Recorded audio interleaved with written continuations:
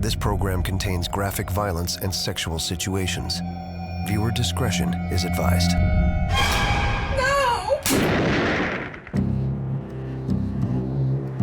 2 bloody crime scenes.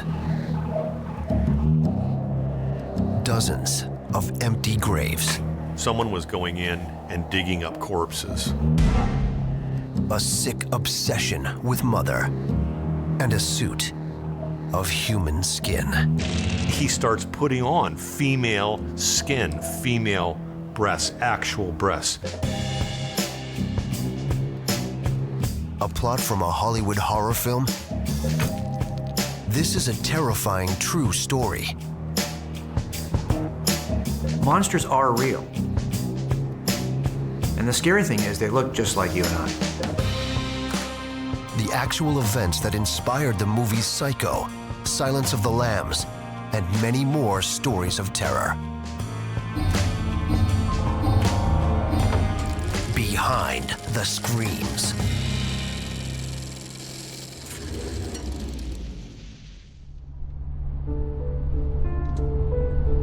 Small town America, 1954. It's a time of peace and prosperity. In rural Plainfield, Wisconsin, a town of less than 800 people. By early evening, most of the locals have settled in for the night.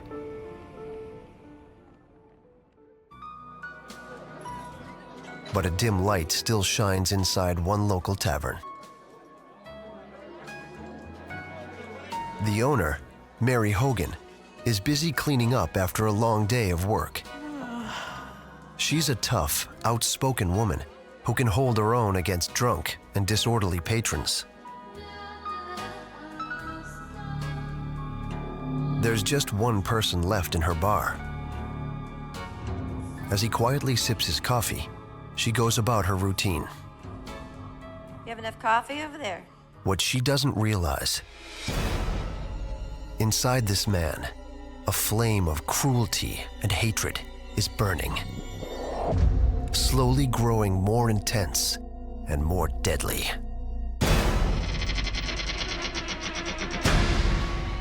Watching Mary intently, the man reaches inside his jacket for a cold metal object,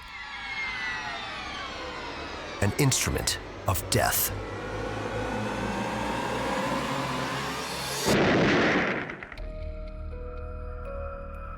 The next morning, the middle-aged bar owner's nowhere to be found.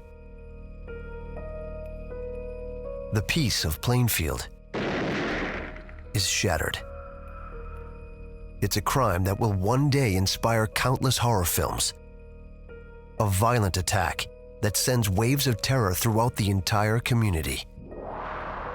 Why would anyone want to hurt Mary Hogan? And is the assailant someone living here in Plainfield? I think when you look at individuals in small communities, they tend to believe that they know everybody, that they know everything that's going on. They're typically long-term families that have lived there, and they see the big city as that place where crime happens and there's a lot of violence, very, very different from the location in which they live. So anytime you have violent crime in a small community like that, it's going, and especially really aberrant violent crime, it's going to have a huge impact on the public there.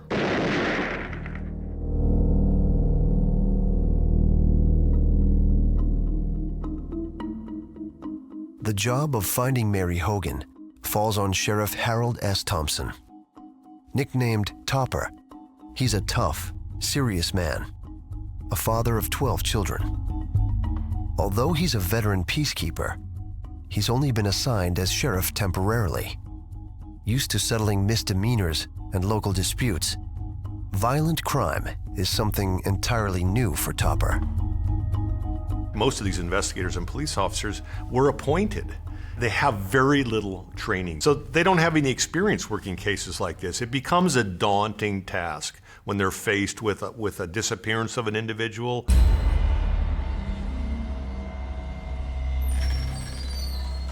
Arriving at the scene, Sheriff Thompson pushes open the door to Mary's tavern and immediately sees the bloody signs of a violent struggle.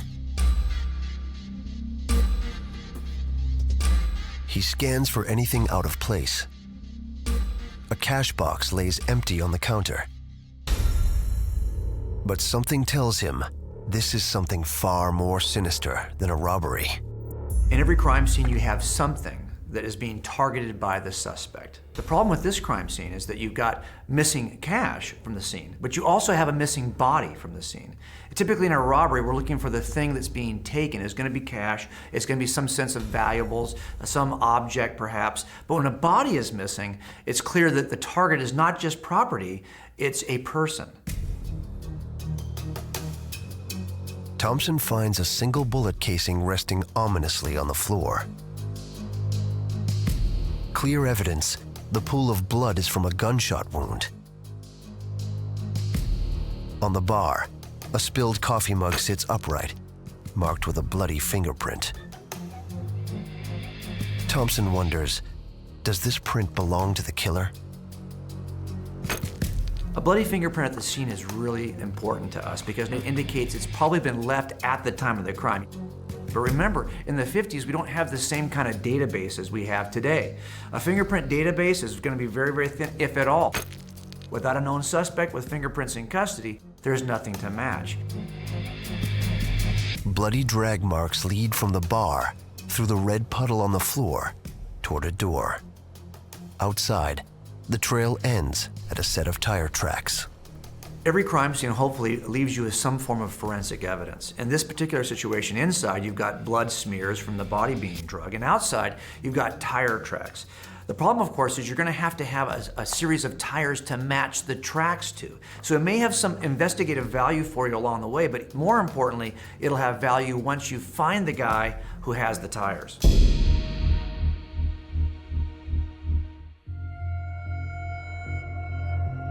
Sheriff Thompson's baffled by the senseless crime. Without a body, he has no way of knowing if this is a kidnapping or a killing.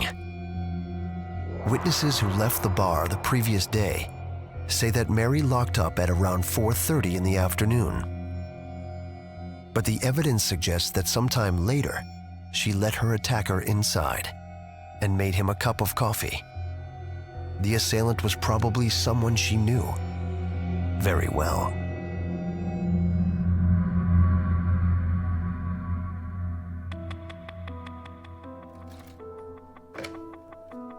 Recognizing his lack of experience and need for help, Sheriff Thompson calls the crime lab in nearby Madison to inspect the scene. Yeah, hey Ron, this is Sheriff Thompson down here at the Sheriff's Station. If you don't have expertise and you haven't worked a ton of these scenes, there's probably going to be something you miss. And that's why smaller agencies will sometimes call a larger agency that has experience doing a number of homicides. You have a better chance of catching that missing detail. Thompson also starts a list of potential suspects. Mary Hogan had no known enemies, but her past is shrouded in mystery. Twice divorced, she moved to Plainfield from Chicago. Some locals believe she may have managed a big city brothel. There's even talk around town that Mary had ties to the mob. Was Mary in trouble with the mafia? And if so, did they follow her all the way to Plainfield to take her out? There's a kind of a history and a period of time in America when the mob, loosely referred to organized crime, was seen as more influential by investigating agencies. So at this point, we're looking at the potential that a mob hit could be in place here at this scene. But there's a problem with this theory of a mob assassination. Unlike Chicago, Plainfield is a small, close-knit community. People tend to notice when sharply dressed city folk drive into town. Even an average-looking stranger couldn't pass through without being noticed by someone. If it's a mob-style execution, I would either expect there to be a body still at the scene, executed in a particular fashion, or no body at all. What you have here is a kind of a combination of both, which really doesn't make sense from the perspective of a mob execution. If the mob isn't responsible for Mary's disappearance, maybe someone living in Plainfield is to blame. Mary's outspoken manner could have rubbed a bar patron the wrong way.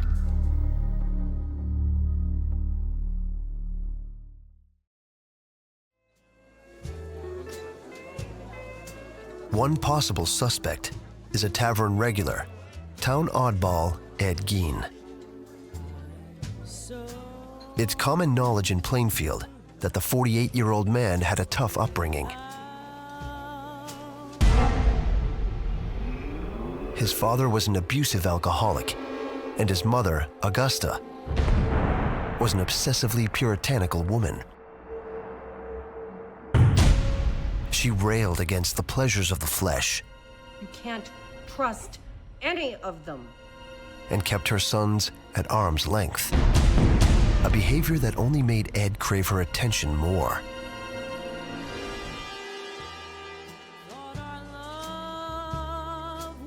It also made him very awkward when it came to women. Ed had made comments about Mary in the past, so when people are focusing on, like, who could have done this? Why is she gone? What happened to her? Ed's name sort of surfaces, comes up to the top. While Ed's considered harmless by everyone in town, he was involved in another bizarre incident. A decade before the Mary Hogan investigation, Ed and his brother Henry Gein are heading out to clear some dry overgrowth from an area close to their home.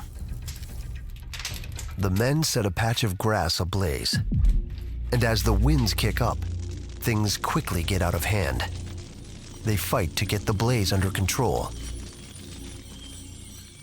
And when the flames finally go out, Ed walks out of the field alone. He goes straight to a neighbor asking for help to find his brother Henry. But then, strangely, at the scene of the fire, he guides the neighbor directly to his brother's motionless body. As an investigator, if I'm watching Ed bring this group to look for his brother and he seems to know exactly where to go immediately, is it a coincidence? I'd want to at least eliminate the possibility that he knew where his brother was because he was the last person to see his brother alive. If you're assembling the most reasonable inference from evidence, this seems very suspicious. And there are other puzzling details. Henry's body and clothing show no sign of burns, and there are mysterious bruises on his head. Ed suggests his brother probably fell and hit his head on a rock. The whole incident is strange, but without proof, the locals accept Ed's story. A medical examiner says his brother must have died from smoke inhalation. They've talked to Ed, and although he's a bit odd, they don't really have anything else to go on. The reason townfolk are so quick to dismiss Gein? Even though his behavior is strange, he's known throughout Plainfield for his willingness to help. He works odd jobs, chops wood, whatever it takes to lend a hand. People would come to Ed and say, "Hey, Ed, can you help me load this hay? Ed, can you help me fix this fence?" And Ed would accommodate them. He would go and do these things, sometimes for money, sometimes just because, he was living in this community. He did babysit for a couple of families because Ed is really more comfortable with children than he is with adults. He's socially undeveloped because he's lived on this farm his whole life. He's small, he's very diminutive stature. He doesn't appear to be threatening to anybody. For these same reasons, Sheriff Thompson can't see Gein as a suspect in Mary Hogan's disappearance. He turns his attention to other missing persons cases in the area. Sheriff Thompson, this is the file you're looking for. Thanks, Daisy. When you have those types of incidents in a small geographic location, the likelihood that they are not connected is small. When investigators are looking at this particular case, there are several people at the time who are missing within a time frame relatively similar. And what you're doing when you have a number of people who are missing of this nature is you're trying to find the common thread. Is there something about each victim that's so common that you could attribute them to the same suspect? Do they seem like they could be actually connected to one another in some way? Are they connected geographically? Are they connected because of the same age, the same sex? The sheriff uncovers 3 missing persons cases that have all gone unsolved. And they all happened within 2 hours of Plainfield. Case number 1. An 8-year-old girl, Georgia Weckler, went missing. Walking less than a half-mile home from school, she disappeared in broad daylight. Case number 2. 42-year-old Victor Travis and his friend, Ray Burgess, went off into the woods near Plainfield to hunt deer. No trace of the men or their car was ever found. Finally, case number 3. Just 1 year before Mary Hogan's disappearance, teen Evelyn Hartley was babysitting a small child when she vanished. Just one of her tennis shoes was left at the scene of the crime. There is blood found at the scene where she disappears. There's apparent drag marks. It looks like she was injured at that location and removed from the location. That's very similar to Mary Hogan, injured at the location and removed. Thompson notes that in each case, huge search parties combed nearly every inch of the surrounding landscape, looking for any sign of what happened to these missing girls and men. But after days and weeks of searching, nothing. There's only one lead in the Georgia Weckler case, a dark Ford sedan, seen once on the road leading to Georgia's home, and again later in town.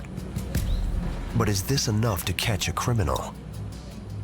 At best, a description of a Ford, especially if it's very generic in its description, is only going to give you a piece of circumstantial evidence you could later put in part of a cumulative case. But it's not going to be like that one aha moment where you say, wow, only one person in town owns a Ford. In a community like this where so many Fords are present, there's no way to connect the Ford to any one particular individual in that community. It's just going to be one piece of a larger puzzle.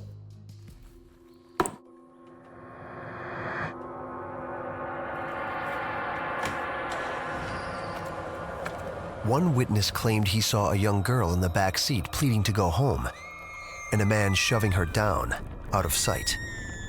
Then the car was gone. But was Georgia the young girl in the back seat? Was this a drifter kidnapping people for ransom? Or for some other evil purpose? And has the drifter returned? Thompson ponders the evidence, and it just doesn't add up.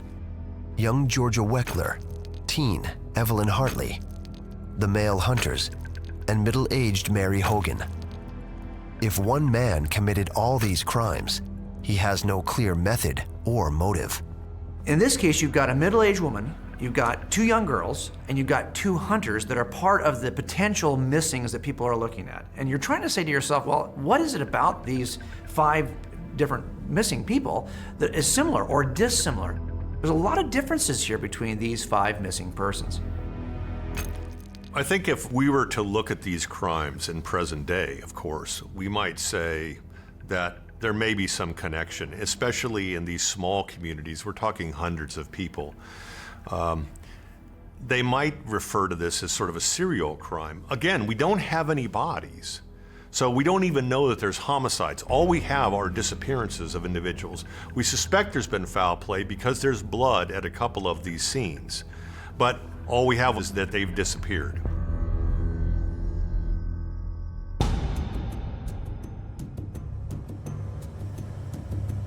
With no strong suspects in the latest disappearance of tavern owner Mary Hogan, Sheriff Topper Thompson sets his sights on hunting down the assailant's vehicle.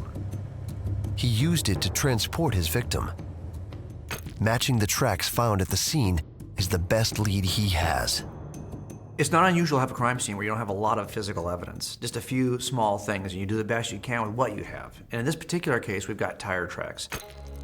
Unfortunately, it's a lot of work to go from tire track to specific suspect with that tire.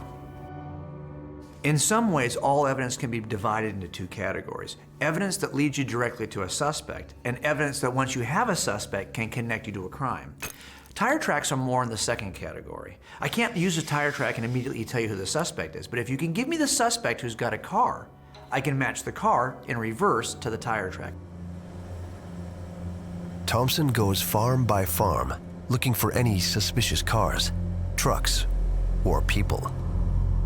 But each location leads to a new dead end. Either the assailants left town, or he's very good at covering his tracks. If we're going to start with the tire track, we got to ask the question, am I looking for a local suspect? This is a huge county, and there are dozens, hundreds of cars. If it's somebody who drove through, all of that work could be for nothing. Adding to the challenge, in this small farming community, Sheriff Thompson has limited resources and manpower. The properties are spread out over acres. Covering every inch is nearly impossible. In any murder investigation, you're asking a question. Is this a single event, or is this a connected series of events? Is this part of a series of murders, or just one particular murder? If it's part of a series, you're trying to ask yourself the question, what's driving the killer? What the sheriff doesn't know is that right here in once peaceful Plainfield, a place of honest labor and holy worship, a deviant mind is committing acts even more twisted than murder. Under cover of darkness, the predator stalks not only the living, but the dead in local cemeteries. Armed with a shovel and lantern, this deviant mind is searching for something inside human graves. Digging up a freshly buried coffin, he opens the lid, takes what he needs, then fills the hole again, leaving no sign that anything ever happened, and he does it over and over. The most chilling part, this thief isn't looking for hidden treasure. He wants the corpses themselves, especially the females.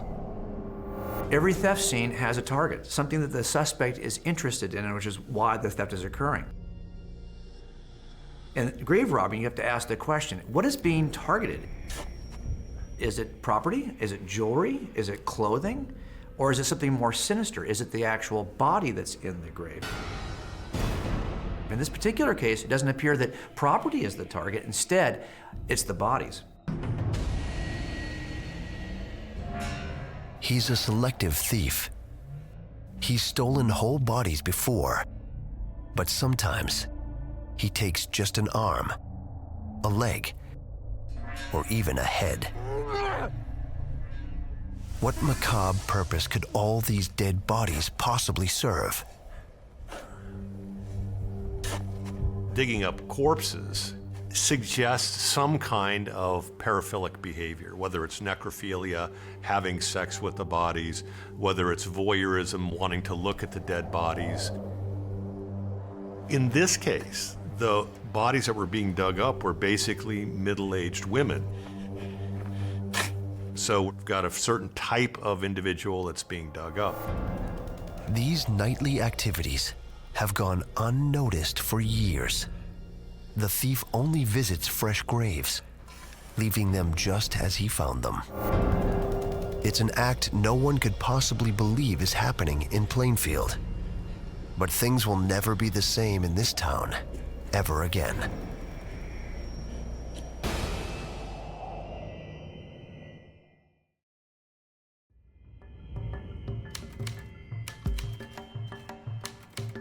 Three years after the disappearance of Mary Hogan, Sheriff Topper Thompson has moved on. and there's a new sheriff in charge. His name is Art Schley. Schley's as baffled by Mary's case as his predecessor. But all that is about to change. Late one morning, hardware store owner Bernice Worden is checking inventory with her son, Frank, when Ed Gein shows up. Morning, Frank. Hi, Bernice. Morning, Ed. How are you today? Oh, can't complain. Say, Bernice, would you... Gein invites Bernice to go out roller skating. Oh, I don't know, Ed. Store's keeping me pretty busy these days. He's asked before, and she's always said no. When she declines, Yeah, Ed, we're pretty busy stocking up here. he turns to Frank. Bet you're still going deer hunting tomorrow, right, Frank? Crack of dawn. Couldn't miss that. Bernice, I need a gallon of antifreeze. I'll come by tomorrow and get it. Okay, Ed. I'll make a note of that. See you tomorrow.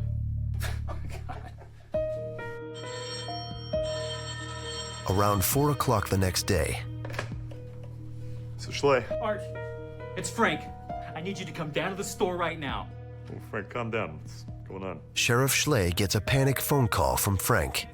He asks the sheriff to rush over to the store, that something has happened to his mother, Now, Art. and he thinks he knows who's responsible. Ed Gein.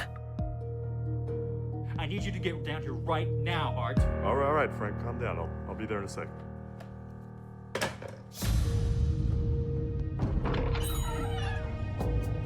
Entering the store, Sheriff Schley is immediately struck by how similar it looks to the Mary Hogan crime scene 3 years earlier.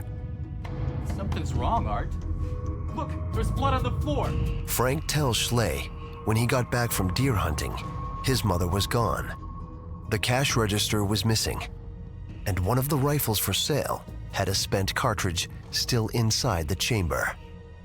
Okay, well, it could have been a robbery. I don't think so. I think it was Ed Gein. Sheriff Schley scans the scene. He sees bloody streaks on the shop floor. It indicates Bernice was dragged away. But this clue won't help to identify the assailant. In the 1950s, we don't have the technology that's available to us today, and the technology to collect certain forms of evidence for DNA or blood typing or any other forensic comparisons. Luckily, that's not the only clue. Look, right here. Frank shows Sheriff Schley the most critical piece of evidence. A sales receipt for antifreeze. The same item Gein had inquired about the day before. Bernice's son, although he's not a homicide detective, not trained that way, he's got a real motivation. He's got an avid interest, number one, in this kind of a crime scene, but number two, this is his mom that's missing. He's motivated in a way that most homicide detectives aren't. Immediately, Sheriff Schley's mind starts racing. He reviews the evidence left in the store, and a vision of the horrible attack starts to take shape. With Frank out hunting all morning, Bernice would have been all alone when Ed returned to Worden's hardware store. Hi, Bernice. Hey, Ed. I've got that antifreeze you wanted. Bernice keeps rifles behind the counter for sale. All Ed needs to do is find a way to get Bernice to heading back. Here you go. Hey. Then Almost forgot. he could make his move. I have to do some work on the shed today, so I need some 4-penny nails. Oh, okay. I have those in back, so just hang on a minute. Slipping behind the counter, he could quickly grab an unloaded rifle off the wall and quietly step back into the front of the store. His next step is proof this attack must have been premeditated. With no ammo on display, he must have brought his own cartridge. Pulling the bullet from his jacket pocket, he could silently load the weapon and wait for his victim to return.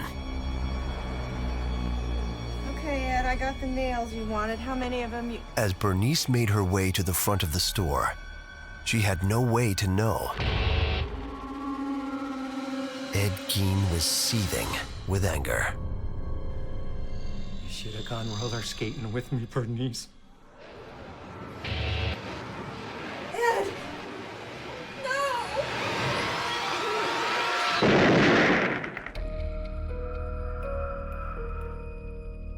Schley speculates Gein could have removed the cash register to disguise the true nature of his crime.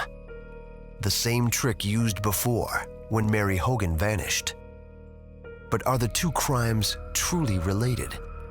And is Gein really a monster living in plain sight? So here we have another scene.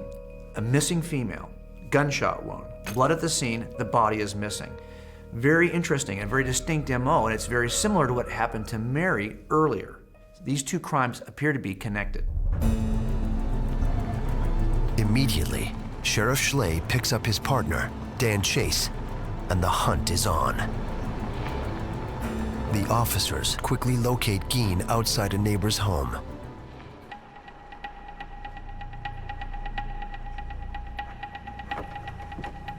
They approach carefully. He could be armed and dangerous. So as a detective, when you're approaching somebody you think may be a suspect in a crime, is this guy going to be armed? You've really planned these things out in your mind, so as you make the approach, you're making it safely and you're making it tactically. I want you to slow down for a second. One of the officers asks Gein to tell him where he's been all day. What did you do today? Gein says he's just been doing chores. And I found some wood at O'Grady Ranch. Okay, and then what? That's when they use a common law enforcement trick to get to the truth. I was walking here. I want you to start from the top again. They ask Gein to repeat what he said. And I found some wood at this Smith Ranch. The best tactic to use if you're trying to determine if someone's telling the truth is simply to have them tell the same story over and over again. The O'Grady place. Ask the question from a slightly different angle. Smith Place. And as you listen to the response, you're listening for the slight variations Smith Place. The O'Grady Place. Smith Place. would indicate that this person's not telling you the truth. Smith Place. Gein can't remember the lies he's told. His story changes. He's up to no good. Then, No, I've been framed! Gein's mind collapses. After years of murder and mayhem, perhaps the guilt, perhaps the sheer evil must come out. Calm down, Ed, all right? What have you been framed for? Mrs. Worden. Did you say Mrs. Worden, Ed? Yeah. She's dead, isn't she? At this point, not even the police know for sure what happened to Bernice. They arrest Gein on the spot and take him to jail. With Gein in custody, Sheriff Schley and Officer Chase race to search the Gein family farm. There's no time to lose. This secluded property 9 miles from town stretches over 95 acres. And Bernice could be anywhere.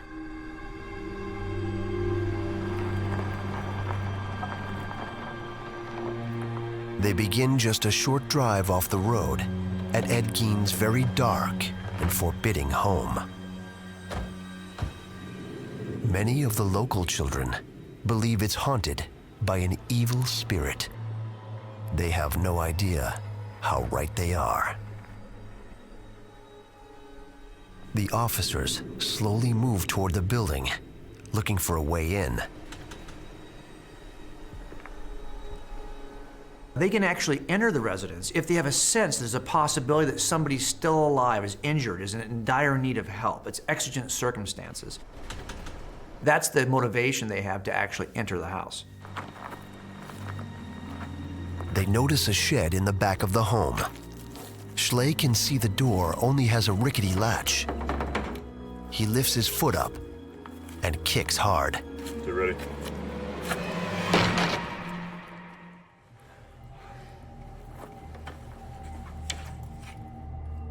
Anytime you walk into a scene like this, you have a kind of a tension between discovery and danger. You know, you have a sense that I'm going to discover something that's powerful, that's going to make this case. Maybe I'll even discover Bernice alive. That would be great. But there's always a sense of danger, too. You don't know that Ed Gein is acting alone. You don't know what's going to be in there, who's going to be in there. You could walk in and get ambushed. So as you're walking into a scene like this, you're always on the edge of your seat. You're always on guard.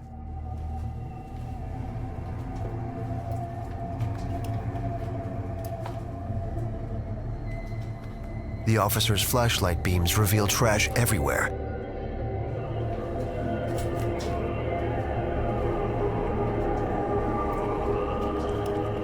But what they're about to see, they could never imagine and will never forget. As Schley turns to search the corner, he feels something heavy brush against him, something hanging from the ceiling.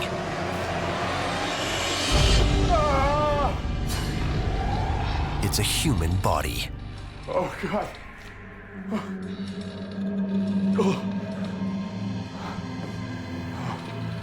Bernice Worden, loving mother, widow, and respected business owner, hangs upside down, beheaded and split down the middle, the way a deer is butchered after a hunt.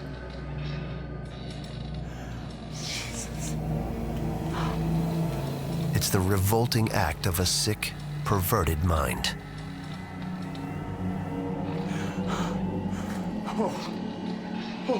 No matter how tough you think you are as a cop, and most of us, when we train, we think we're pretty tough about these kinds of things, especially if you're working homicides, some scenes are worse than others.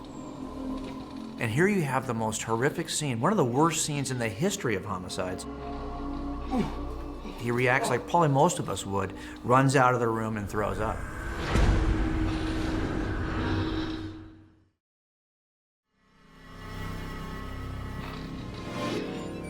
When you look at it, it's not a crime of passion. There clearly is a plan here. It's done in a very methodical way. Her feet are spread apart on a bar. She's been hoisted up by a block and tackle. Her hands have been tied to her sides. She's been essentially eviscerated, opened up from her sternum all the way up to her pubic bone, and all of her internal organs are gone. And of course, we're talking about police officers who have never seen anything like this. They look at Bernice and they're not even sure if it's Bernice or not because the corpse doesn't have a head. It's clear that he had done this kind of activity before. Clearly he was skilled at it. And Bernice isn't Ed Gein's only trophy. Inside the main home, his demented decorations are everywhere. Parts of bodies, women's skulls, and hidden under a burlap sack, the face of Mary Hogan, turned into a horrifying mask. You were wondering, well, why would he do this? Why is he collecting all of these different body parts? I mean, this really goes to this psychosis that Ed has. But Ed Gein's greatest prize is the one that truly gives a glimpse into the psyche of a madman. Propped up in a dusty, cluttered room, Schley finds a full-body garment Gein had sewn from human skin. He wore this suit to become female. Ed has still got this fixation on his mother. At some point, fairly shortly after her death, Ed is actually believing that he has the power to will her back to life, bring her back from the dead. And when he can't do that, he essentially recreates her in himself.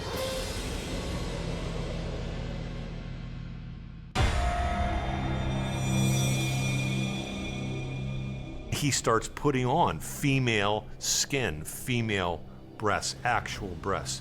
Starts wearing a vagina and actually dancing around out at night in the moonlight. I mean, it's a very macabre, kind of very creepy scene, but from a psychotic standpoint, What you really see is Ed trying to become his mother.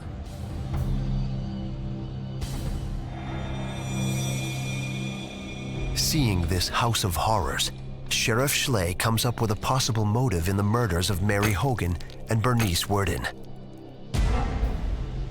To Ed Gein, his mother, Augusta, was a saintly figure, incorruptible and free of sin. And though Mary Hogan and Bernice Worden reminded him of his mother, in his eyes, they were the opposite. They brought out something inside him that Augusta fought all her life to suppress. Gein's manly lust. I can't believe you looked at that horrible girl, Cindy. You have to learn. He wanted these women, and this urge went against everything he'd been raised to believe. It drove him to insane violence. When his mother died, it was devastating for Ed. He lost not only his very best friend, but he lost his support structure. Ed, I think, essentially was socially and emotionally lost at that point. Gein's clothing made of human flesh, his bloody crimes, and his childish, simpleton's grin horrify and mystify the public. How could a man like this exist? The psychology of Ed Gein is fascinating to me. What drove him to take these two victims when he did, years apart, and what he did in the middle of all those years. And it seems that Ed is far more fascinated with the parts he got from the murders than the actual victims themselves.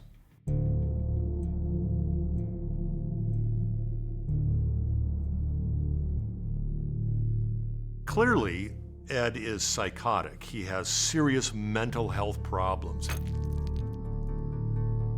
And it's the mental illnesses, it's the way he perceived his thinking patterns about his mother and his activities that drives his crimes. And we can see, you have an individual who's digging up corpses. He's cutting out vaginas, he's cutting off breasts, he's cutting off the skin, he's cutting off the skull and taking off the hair on the skull, he's wearing it. He's making clothing out of a woman's skin. This is incredibly aberrant behavior, but his crimes are driven by this severe mental illness. Sheriff Art Schley, overcome by the atrocities he witnessed inside Gein's home, can't contain his anger.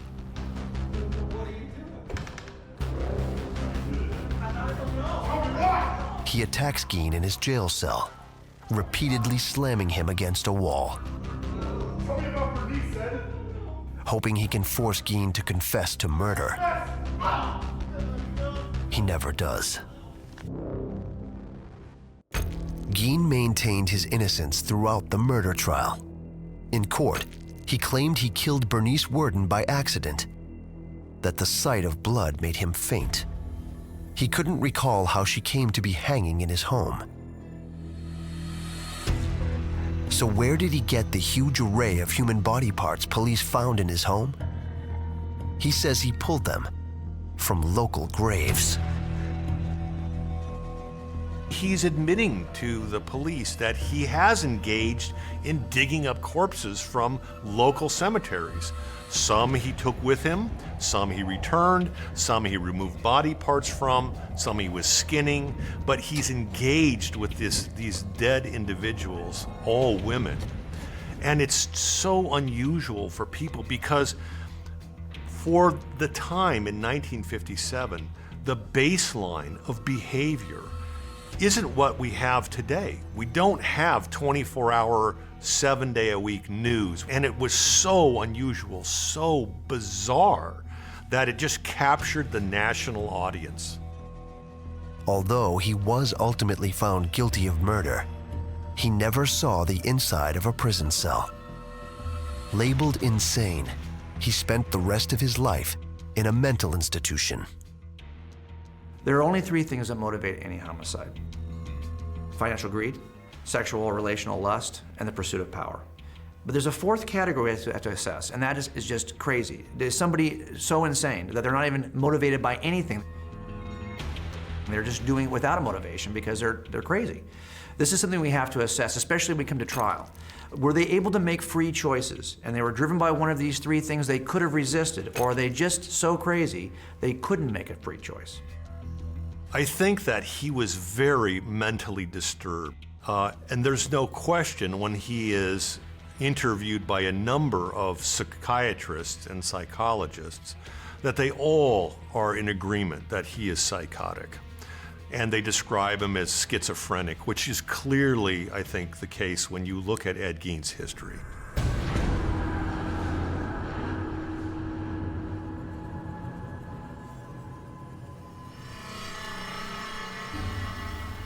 I think that the delusions that he had and perhaps some of the auditory hallucinations, this severe mental illness had him acting in ways that we might characterize them as evil.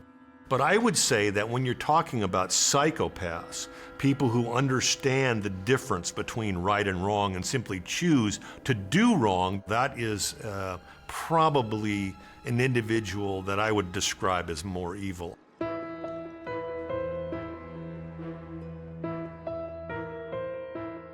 It was an unsatisfying end for the people of Plainfield.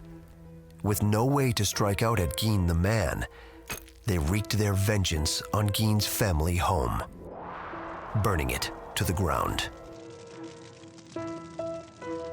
But even after he died in a mental hospital 27 years after his arrest, the memory of his horrible crimes lived on. Buried in his family plot, Gein's tombstone was vandalized repeatedly. Authorities finally placed it in storage for safekeeping. Ed Gein turned life in Plainfield, Wisconsin on its head. Media poured in for the trials, for all the attention in these very aberrant homicide cases. National attention, international attention.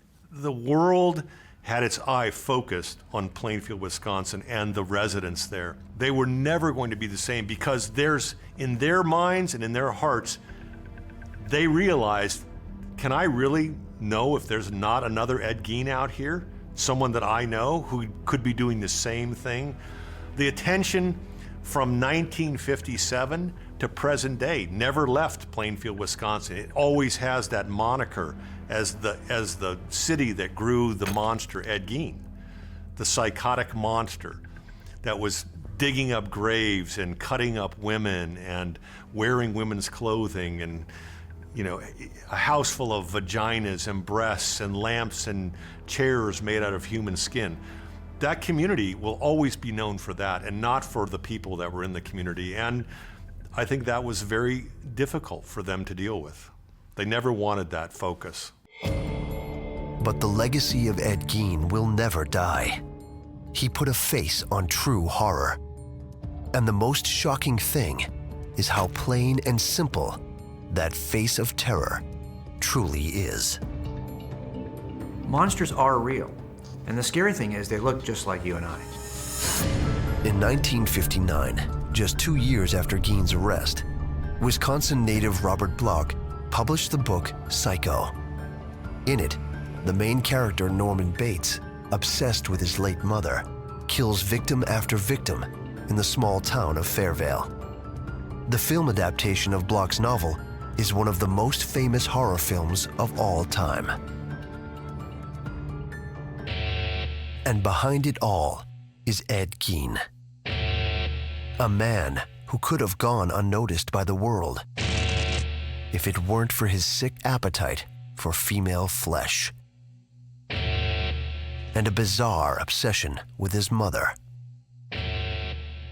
In many ways, Ed Gein was a very ordinary guy. He lived alongside his victims for years before they became his victims. I think that's what's so shocking about Ed Gein's case, is it's horrifying to think that there's somebody who could be just like us, looks like us, lives with us, interacts with us, and in the end becomes a predator of us. And that's why I think Ed Gein has lived on in infamy as the face of evil. 2 bloody murders, a grave robber that steals human bodies, and a suit sewn from female flesh. These things shouldn't be real, but they are. It's the true story of Ed Gein, a psycho, the ghoul of Plainfield, behind the screams.